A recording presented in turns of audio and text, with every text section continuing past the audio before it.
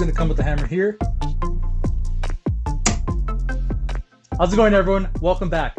If you're watching my two-part video series on how to open and close these snapback watch cases, then you came to the right spot. I'm going to show you the household items that work for me, and more importantly, save you about $40 to $60 on those watch presses that a lot of times we need to secure these snapback cases in place. Usually the main reason we're trying to open these snapback cases is because we want to change the battery. One of the helpful tips before you assemble the case backs on, try to write down the battery type that you use for each watch.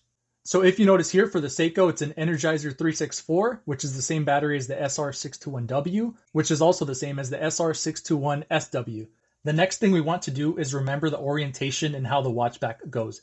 For the Seiko, we have a cutout here that's going to go over the arm on this crown. And on the right side is where we pry it open. It's very subtle there. Usually for most of these snapbacks, we can expect the opening to be across from the crowns. Because to pry the watch from where the band or the strap is, it's going to be a little too difficult. And if they put it right where the crown is, we could break the crown off. So most of them put it across from the crown where we're going to pry it. Now that we know that, we could align the backs like such and make sure these black rubber gaskets are aligned before we put it back in place. Awesome. And this is the part you've all been waiting for. I'm going to use 4 different household items here. The first is going to be the screwdriver here, more importantly because this has a flat end and we can push down. The next is going to be this leveler here. You're going to notice this one has magnets on the bottom. Try to use this side that doesn't have magnets because you can have the watch back case get stuck onto this and it may misalign when we're pressing down. So I like to use this end that doesn't have the magnet. Next, this is one of my favorites. We want to use a hardcover book and we're going to use the spine most importantly to push down nice and level. And then also I'm going to experiment with this hammer. Before we do this, I also want to let y'all know, have something padded to support the watch face so we don't scratch it. Here I'm using a microfiber towel. I have my mouse pad that's cushioned. And then I'm also using a microfiber cloth here so it's nice and gentle on the watch face. So I put the Seiko case on like that. Try to have it as level as possible. And then I'm going to come with the book. And I'm going to push down with some force and you should hear it click and snap into place. So it did snap, but we always want to inspect and make sure that it's seated all the way around. It's seated there in the front, but notice here in the rear, it's still somewhat raised. Right there in the back, you can see it still raised there. So this is very important because if you don't seat this correctly, water can go in.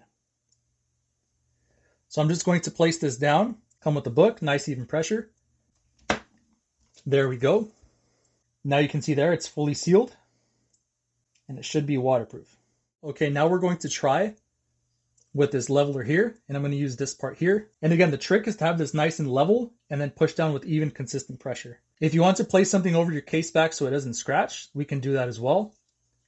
And then here I'm just going to line in the center and then push with nice and even consistent pressure. We heard it snap there, heard it snap there. So if we notice here, it's sealed on the back, but it's still raised on the front here. So let's go ahead and push down.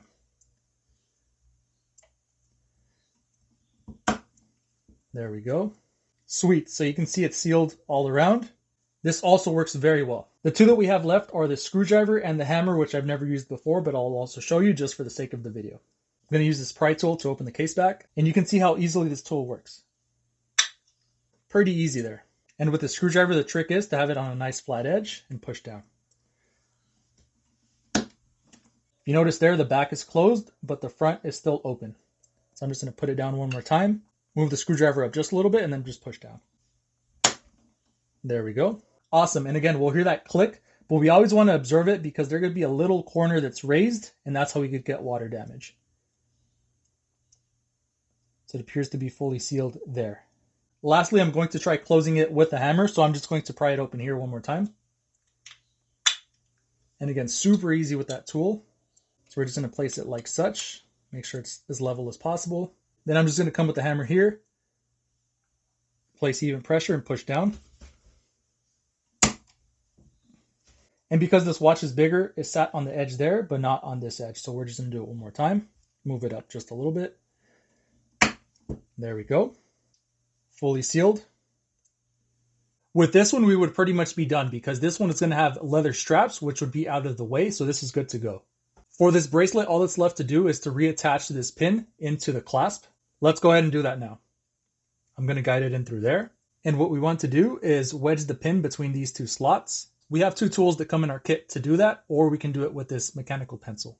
And the way to do it is hold your thumb here so it doesn't slide out, and we're going to wedge it in one of the grooves there. And then we want to clamp together. I'm going to use this mechanical pencil just for reference in case you don't have the kit, but you can push down against that pin there. And what we're trying to do is wedge it in just like that, and you're going to see it clip into place right there. Perfect. Now the clasp is attached. This watch is good to go. And again, if it isn't obvious enough, make sure that the watch is working if you were replacing the battery so you don't have to redo these steps all over. Awesome, everyone. With that said, hope this video was useful. Do feel free to drop down in the comments below if other methods work for you or if you found this useful. Have a great day. Have a great evening. Striker out.